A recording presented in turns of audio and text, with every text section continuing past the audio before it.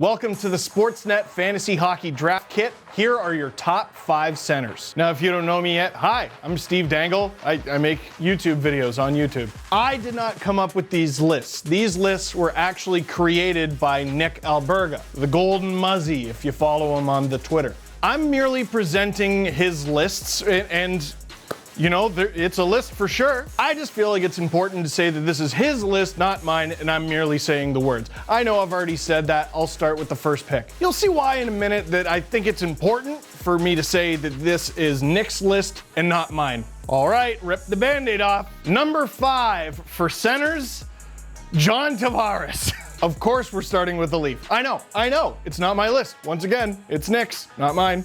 Here's John Tavares the good.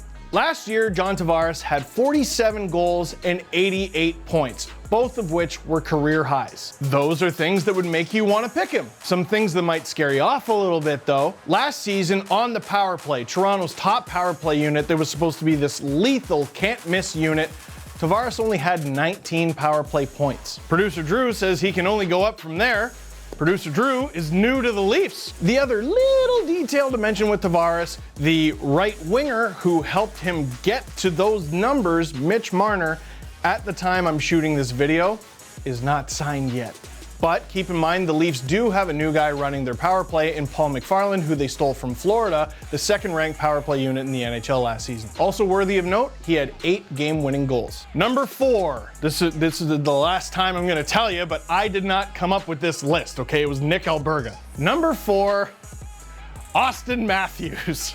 I know. I didn't make the picks. Another Leaf, though. 37 goals, 36 assists, for 73 points last season. Not mind-blowing, but keep in mind, that was in only 68 games. That should be simultaneously what draws you to him and what gives you pause. Way above a point per game, looks projected to score at least 40 goals.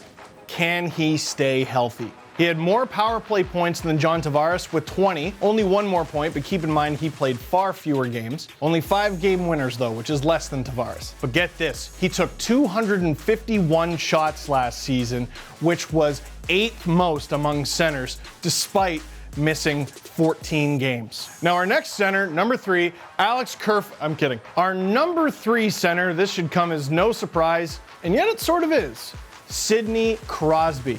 Now, the way the Penguins season ended was bad, getting swept out of the playoffs. But people forget the Herculean effort that Sidney Crosby put out just to get the Penguins into the playoffs. 35 goals, 65 assists, 100 points, and he even missed 3 games. If you're in a league with face-offs, Sidney Crosby won over 1,000 of them last season.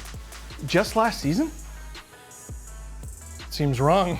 Holy smokes. Now, injuries are always a concern when it comes to fantasy, and Sidney Crosby has been linked to some pretty bad ones over the years. But since the 2014-15 season, Crosby has never played in fewer than 75 games. So even though he misses a game here or there, he's very durable. I mean, dude, he's Sidney Crosby. Do you really need me to sell him to you? Even if you're like, I don't know how the Penguins are gonna do this year, pick him, he's good. Our number 2 center should come as no surprise if you watched him in the playoffs. Nathan MacKinnon. Last season, in a full 82 game season, MacKinnon had 41 goals, 58 assists for 99 points. And if you think that's a dominant season, keep this in mind, those totals were actually down per game compared to his previous season. Of course, in that season, he missed 8 games. MacKinnon was a destroyer of worlds in the playoffs, and Colorado, this fabled one-line team, isn't that anymore on paper.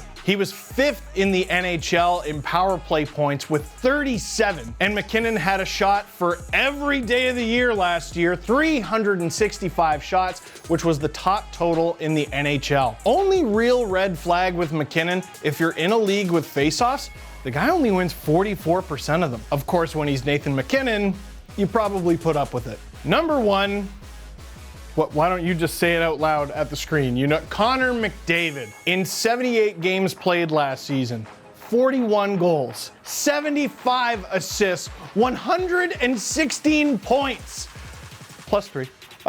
Get him some teammates, man. 33 power play points, not the most mind-blowing, but still up there in the league. 9 game-winning goals. By the way, The Oilers had 35 wins last season, which means Connor McDavid scored the game-winning goal in over a quarter of the Oilers' wins last season. How didn't they? Oh my. If you have a pool with face-offs, just something to consider. McDavid's never been above 50% in his career, but a lot of young centers struggle with that, and then they improve. But don't be an idiot. If you have the first overall pick, you're picking Connor McDavid. Come on. That's all for centers. If you want to see what I had to say about the other positions, go ahead and check out sportsnet.ca, or just wait and watch the next video on this channel, because I'm going to be talking about the right wingers, left wingers, defenders, goalies, a bunch of other stuff. Actually, that's most of them.